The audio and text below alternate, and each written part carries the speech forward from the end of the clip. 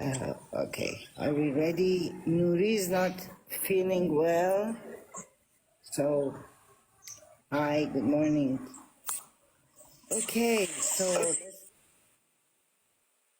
we have Wajiha Sasa, who is the Palestinian representative to Costa Rica, and I'm going to read her bio as in her own language. Wajiha Sasa, I am the daughter of a Palestinian doctor, I'm going to add that, from Jaffa, expelled from his land in the Nakba in 1948, and of a Costa Rican woman. My parents met in Spain, where they were both studying and then moved to Costa Rica. My father always combined his work as a doctor with his interest in making known the history of his people and his land, and educated our country about Islam and its values. He founded the first mosque in Costa Rica and the Muslim Cultural Center, Omar Mosque. Since I was little, I saw my father participate in hundreds of talks and interviews telling the true history of Palestine, trying to jump over the media fences that impose a single narrative. In 2008, Costa Rica recognized the state of Palestine, and Ambassador Riyad Mansour chose me as honorary consul, a position that I assumed since 2013, and which I combined with my work at the University of Costa Rica. Okay, so I'm going to enlarge you and get Nuri to come up. Nuri Jun, you want to come up?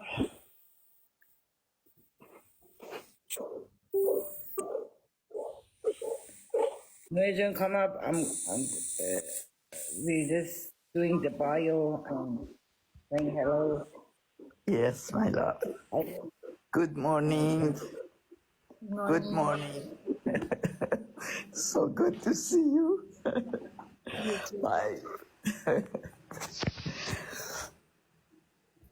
Palestine will be free. Okay. Long live Palestine. And I have my pin here from Red de Solidaridad that is cut off from the frame. And I Anyways, have she my has Palestinian flag here. your camera is off.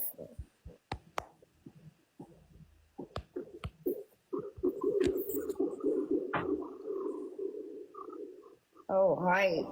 Oh, there she is. And we have Eleanor. Eleanor John, let me invite you up. Here's Eleanor. Eleanor. Welcome. Eleanor John, can you click on one of these request buttons so you can come up also? Eleanor is our partner. She's a long-term activist. Her husband was an Iranian activist also. Unfortunately, he passed away a number of years ago. Okay. This one Iranian. Okay. Okay. I'm going to go through the questions that we reviewed before. In terms of bio that you gave us, and when you were born in Costa Rica, and you have your family history, your father a doctor, and mother met in Spain, and then they moved to Costa Rica.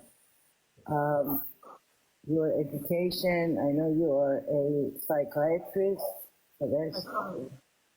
Psychologist. Okay. And she's involved with the university. Okay. Your role in Costa Rica as Palestinian representative. Can you explain to us what duties you have, the meetings you attend, interviews, so on and so forth? Please, could us begin. Well, as a representative of the Palestinian state, well, first of all, I want to say thank you for this space and for give an opportunity to the Palestinians in Costa Rica to talk about what we have to deal with in Costa Rica. And It's a great honor to know you and have you. well, as a Palestinian representative, I have well, my main goal is to teach about Palestinian history and what's going on in Palestine. Always in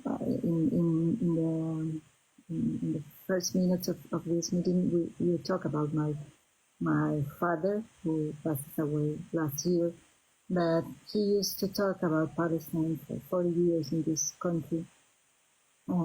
Teaching and because this is a country very close to Israel, so it's only one narrative here. So he was telling about what's going on in Palestine, what these people suffer, and why it's necessary to liberate Palestine. So my work is the same. He was like a normal citizen.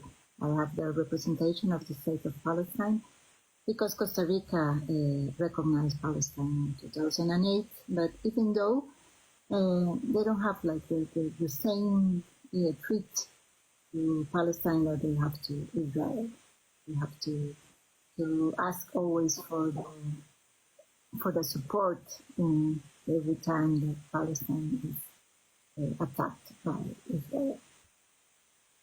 So mainly it's like an education work. Trying to take the voice of Palestinians and to let the people of Costa Rica to know what's going on there, and these people is as all the people in the world. They have the same feelings, they have the same dreams, and they want to live in peace and without no occupation, and to teach about some words that they don't have unfortunately, as Costa Ricans, occupation, like attacks, like bombed. Well, you have to explain all of this, and to live in an apartheid system that is so far away from Costa Rican way of life. I'm sorry, there's some background noise. Nurjan, I turned your microphone off, but it's not you. I don't know where it's coming from. Anyway, we continue. And I understand you were invited by the ambassador to the UN, Mr. Riyad Mansour, who is also the ambassador, to be the consulate, honorary consulate, say, to Costa Rica. Can you tell us how that process works? How you became assigned? Although I think it's the perfect choice. You really made a good choice. Thank you. Yes, the ambassador of the state of Palestine in Costa Rica is Dr. Riyad Mansour. So I think that all of us know him now, because if we are looking what United Nations making in this 11 sad month that we are being in this genocide.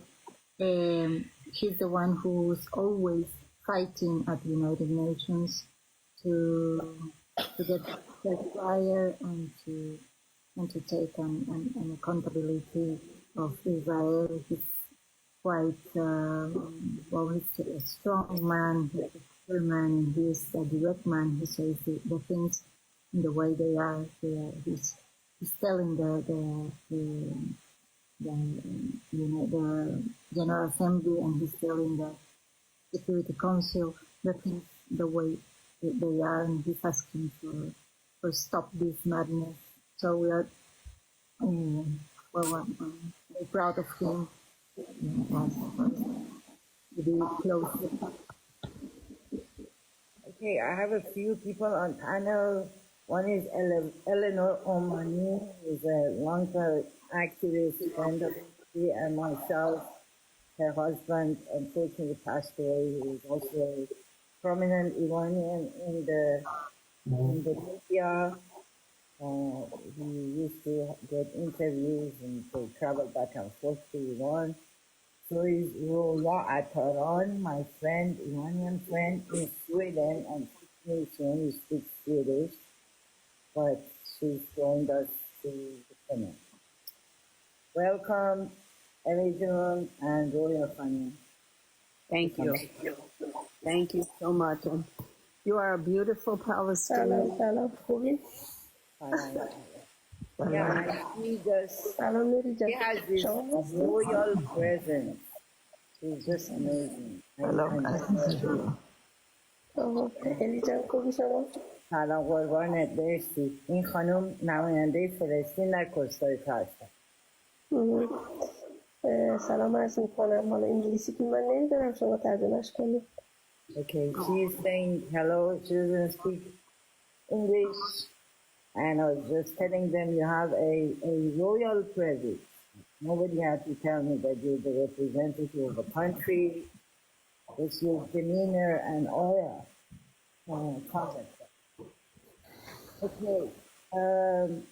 Continuing with the question, what is the position of Costa Rica in regard to Palestine? What is the position of Costa Rica? What? In regards to Palestine. I know we talked about this, but this is for record. You don't consider Costa Rica to be exactly pro-Palestinian, but is not hostile either, right? Yeah, well, Costa Rica has a like ambiguous relation with Palestine because, well, we as Costa Rica signed the partition of Palestine, of the land of Palestine in 1947. So he has I think he has the depth with Palestine to become a free country at that time. And in 1982, the Monge, he moved the embassy from Jerusalem, from Tel Aviv to Jerusalem. Costa Rica was one of the countries in that time, the only one of the countries that in that time that recognized Jerusalem as the capital of Israel. That it was not in that time, not now. It's not the capital, and then into that has consequences to Costa Rica because during this time in the 80s, in the early 80s, we stopped the relation with Arab countries as a result of this of the moving of this embassy. And in 2006, with the former President Arias, they start trying to get closer to the Arabic world, and then so they moved the embassy back to Tel Aviv, and they recognize the state of Palestine since then.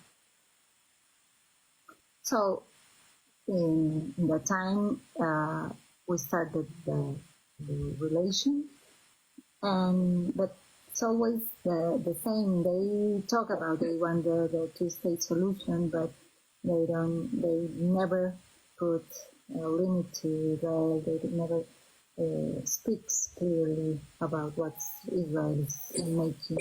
And you can see it in the last 11 months that Costa Rica has been telling this narrative, like putting this same as Israel and the side of the Palestinians are in the same situation, that it's a war between two armies, or it's like it's not like telling Israel to stop this massacre. They're talking about genocide. They talks about the two-state solution, but never incommodate Israel.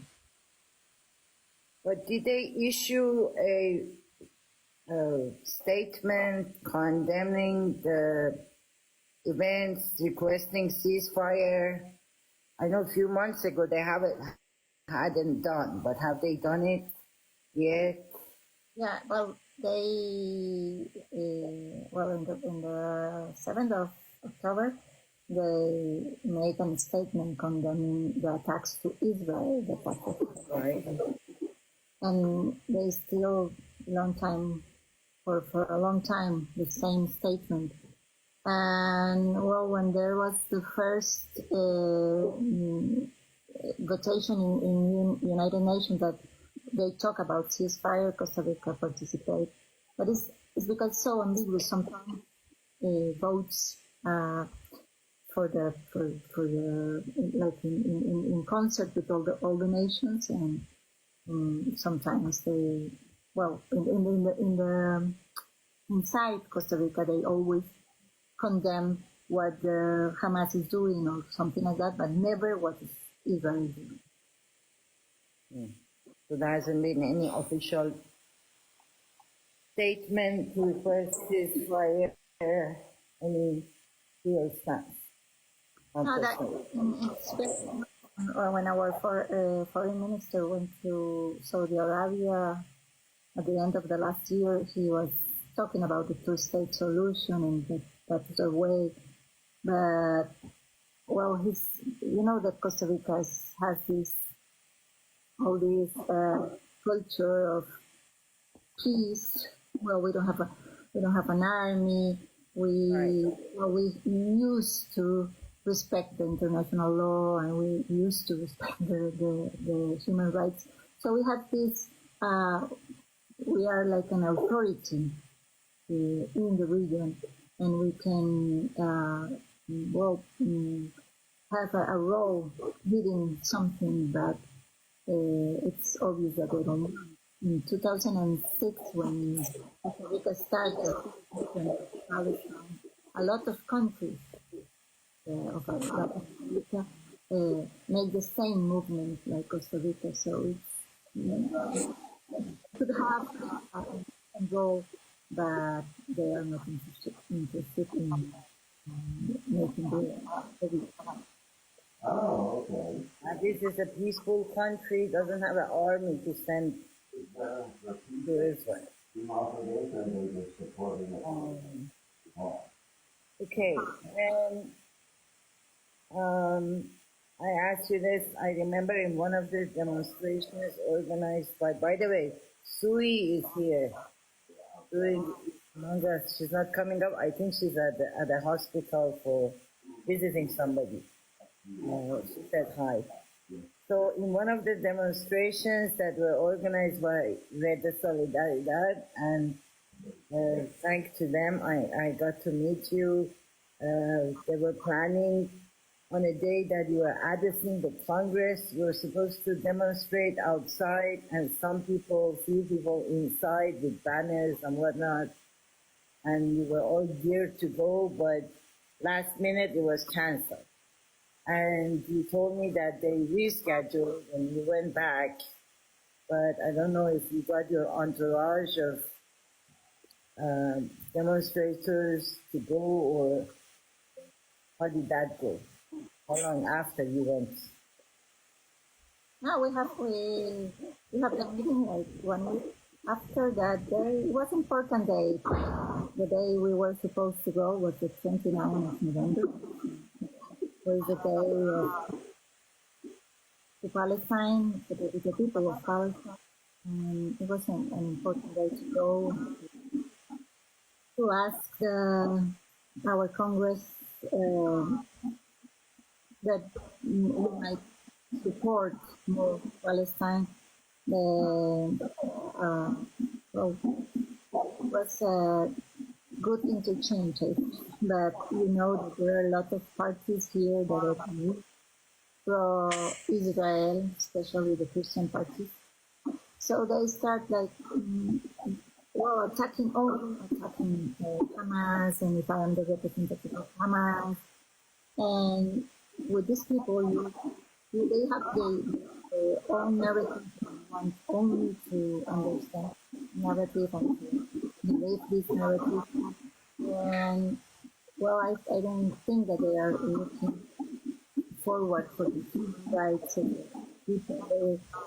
There's a narrative that dehumanize the Palestinian, and we found it sadly in our Congress with some of them, but they made a statement for ceasefire and to condemn both sides, that in this case is more than nothing. And and there was people from the solidarity with Palestine, and people like supporting Israel, who was in the Barras, the place. What day was it you said? Was it the Nakba anniversary? What day was it? It was the 29th of November, the International Day for Solidarity with the People of Palestine. Okay, I see. It was supposed to be that day, but they changed it to 1 week after. Right. So that's nice. You got to address the Congress. Yeah. In the past, we have like a Congress. There was like a group of friendship with Palestine. We have in the last two the former Congress, two former Congress. I don't know how to say in English. But it's so difficult to maintain the group, because that many countries, that many congressmen and congresswomen from the Christian parties are now in our Congress in Costa Rica.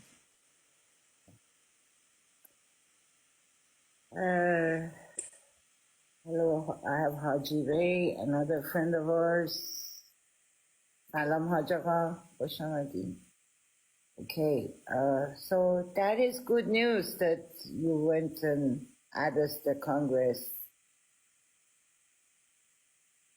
I mean, you yourself are a good influence.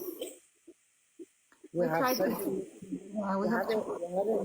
a good aura. You're so, well-groomed, good-looking, well-mannered, and they're humans.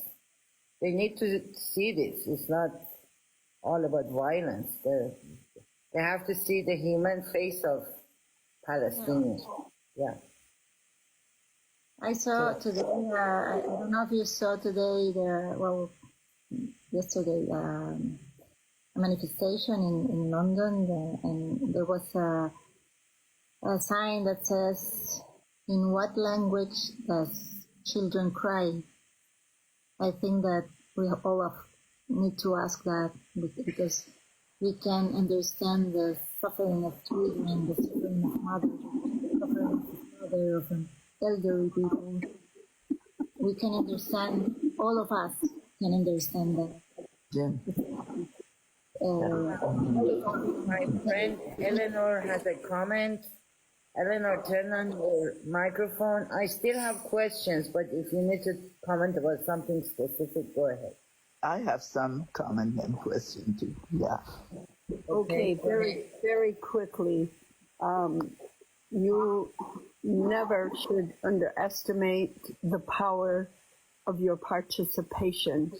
I have known about Palestine way before October 7th, and the controllers of the media have brainwashed the majority of the American people, but it was Hamas who opened the eyes of the world and said, we are not going to continue to live like beasts. And that is why the wrath of the United States and Israel and England and Italy and the worst capitalist governments in the world are fighting to destroy. But they can't destroy a movement. They cannot destroy a people. As your father knows, he passed to you the torch of be vigilant and speak for our people. And you are really a heroine to me. Thank you. No, thank you. Yeah, you're right. The Palestine was quite a little bit invisible for the people and for the countries before the 7th of October. Even though there was recognition of Palestine, and it could be as a, it was like uh, a quite of indifference about what's going on every day, and so difficult to the people to let the world understand what is living under occupation and what's going on in the every day. And now, I think that it's impossible to unknown what's going on and what are the consequences of living for that long time in under occupation. And what Israel is doing when we talk about ethnic cleansing, or watching it like every day live in the media or in the social media. There is from the 7th of October in a bad way. I think it's impossible to maintain this, even though that every day is worse. The Palestinians in Palestine, in Gaza, in this kind of every place, it could not end like disappearing Palestine. Not possible. The world must understand. I think I listened today to President from Colombia who was talking about the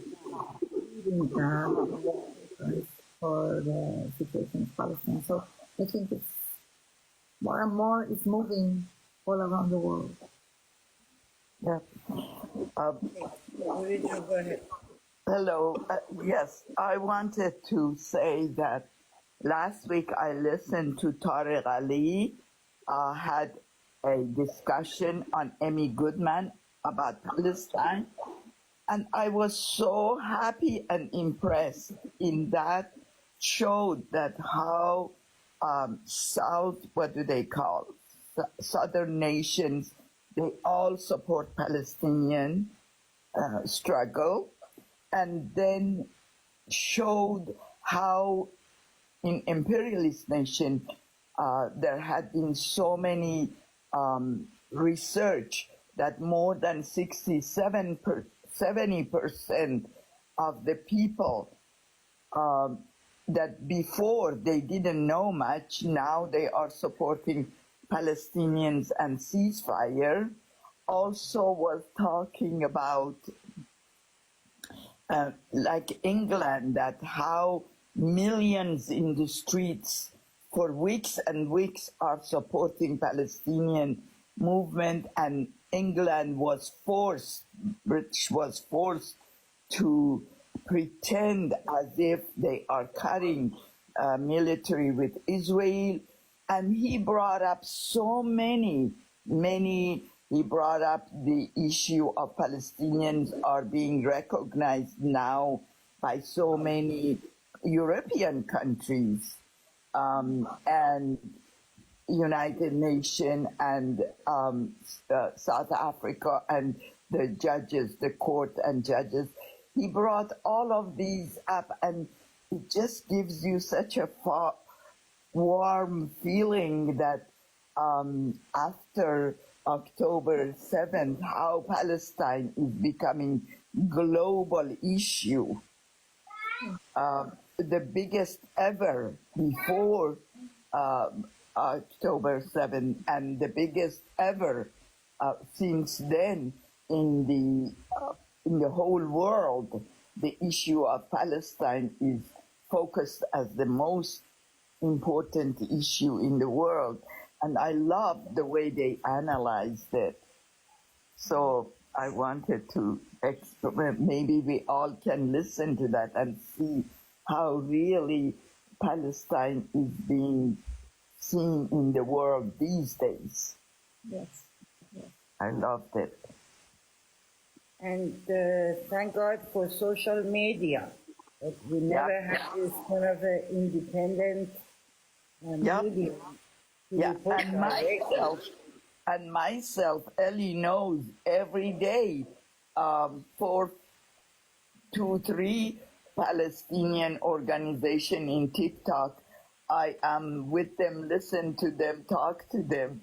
I'm becoming the grandma for all the And invite them, please.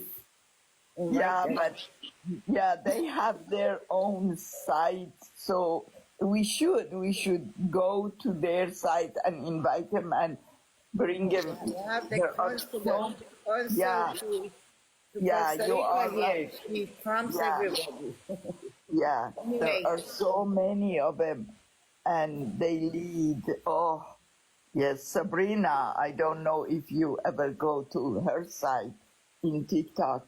It's beautiful. So many Palestinians, they come and talk about their situation that week, that day, their children.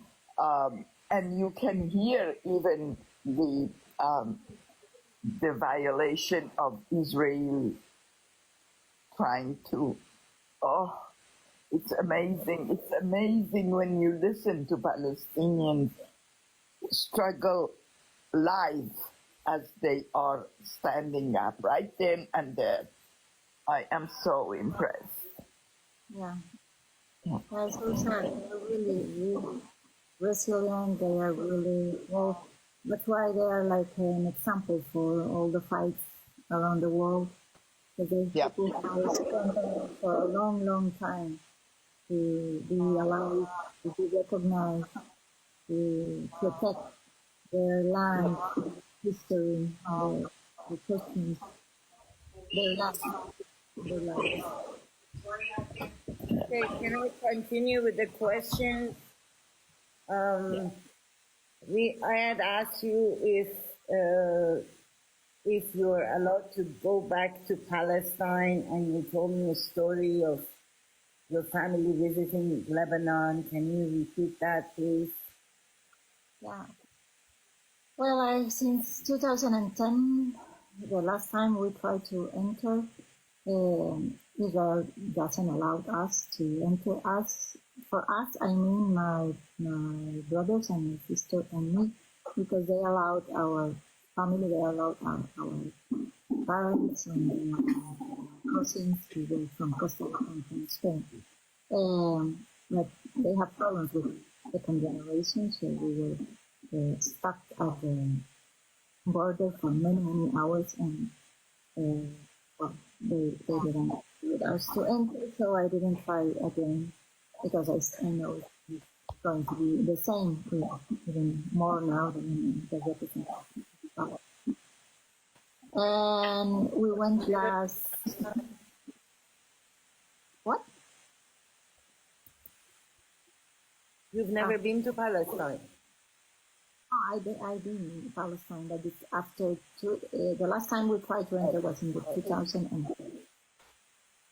I was allowed to enter a weekend before the year, but in that time we were not allowed to go in. We don't, never understand, but it was obvious that they have problems with the second generation. No one, no my brothers or my sister or I, we were not allowed. My father was allowed, and well, he was, in that time he was Costa Rican. Well, he could enter after he became Costa Rican. And well, last year we went to Lebanon, to the south of the Lebanon, to work in a refugee camp. And well, we were close to the refugee camp, and we were supposed to go one day, but it was an attack to the security of the camp, and the one who the head of this camp, and so we were not allowed to go in. It was after the meeting of all the factions of the Palestinian factions. It was